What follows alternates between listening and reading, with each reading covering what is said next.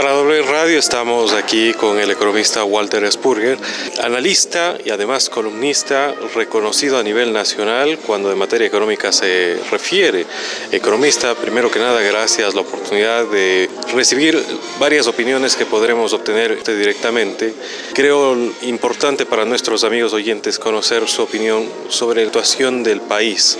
Hay quienes han llegado al extremo, como es el caso del economista Pablo Dávalos, que ha conversado con nosotros en ocasiones anteriores, que ha calificado que la crisis económica que manifiesta el gobierno tener, en realidad es una crisis inducida.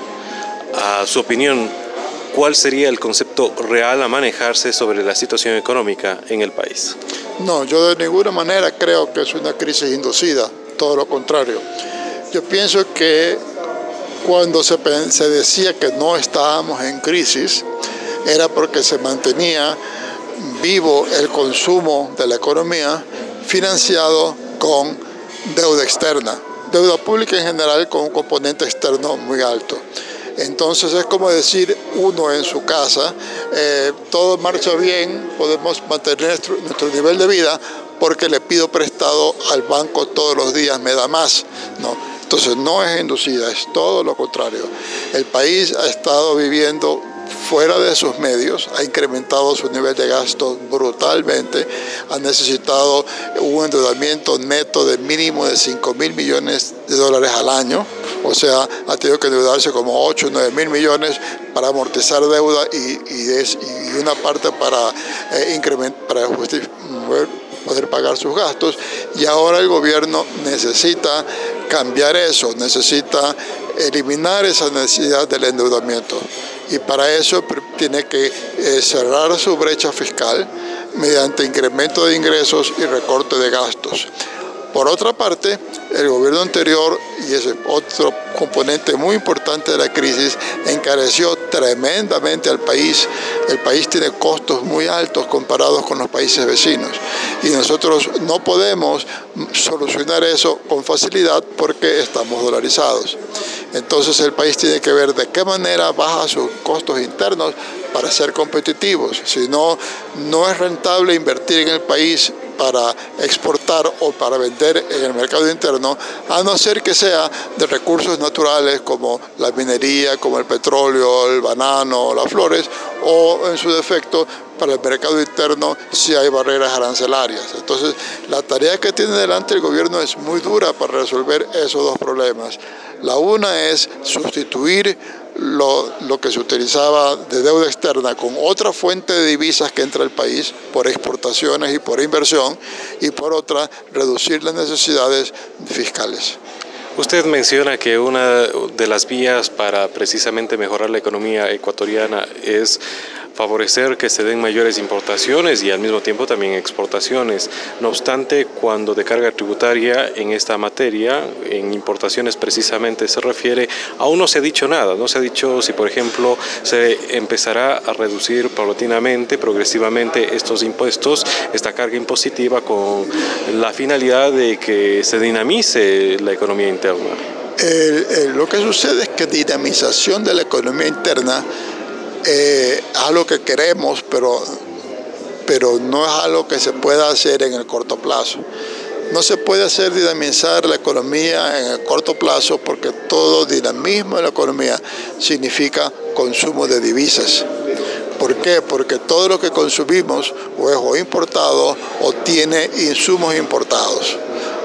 Nosotros no tenemos una industria de metales básicos, no tenemos una industria de químicos básicos, entonces básicamente nuestra industria que utiliza materia prima nacional es la agropecuaria, la agroindustrial. Entonces en ese sentido, mientras que no tengamos ese ingreso de divisas por inversión o por exportaciones, va a estar deprimido el mercado interno. El Fondo Monetario y el Banco Mundial acaban de lanzar su nueva proyección ahora en enero de la economía mundial, y el Ecuador le pone un crecimiento de 0,7% este año y el próximo. La CEPAL también sacó recientemente su provisión y ese 0,9%. El Banco Central dice 1,4%, que es más alto. Sin embargo, si uno estudia ese 1,4%, se fundamenta en que habría un incremento en la producción petrolera y la economía no petrolera crecería 0,6%. O sea que no es posible dinamizar el consumo. Estamos en una etapa que hay que ajustarse los cinturones, cortar los gastos y crear los estímulos para que invertamos más que consumamos. Es el camino correcto el que ha tomado el gobierno de Lenín Moreno cuando se ha tomado, entre otras medidas, la reducción de subsidios, además que se está optando por la optimización dentro del Estado. Es la política anunciada, es la correcta. Más bien hay muchos que pensamos que nos ponemos impacientes, que no se va lo suficientemente rápido, o sea, que se hizo lo correcto en la gasolina, pero se perdió la oportunidad de hacerlo con el diésel, o que la reducción del tamaño del Estado no procede con velocidad porque todavía no se ve en las cifras. Lo que se ha visto es reducir el gasto de inversión y no el gasto corriente. Entiendo que al gobierno le preocupa el impacto social de medidas muy abruptas y también el impacto político que eso pudiese tener. Entonces hay que entender esa visión.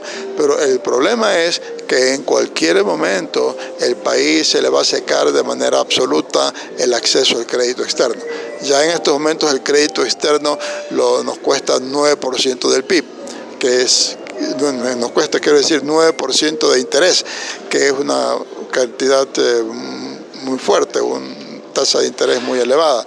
Entonces, en ese sentido, si a pesar de que podemos dar el 9%, el día de mañana ni siquiera eso podemos hacer, el país de buenas a primeras se va a encontrar sin dinero, el gobierno va a tener cómo pagar sus cuentas y vamos a tener una contracción grave de la economía. Entonces, tiene que apresurar un tanto su ajuste antes que le den ajustando, por decir así, si los acreedores no nos prestan.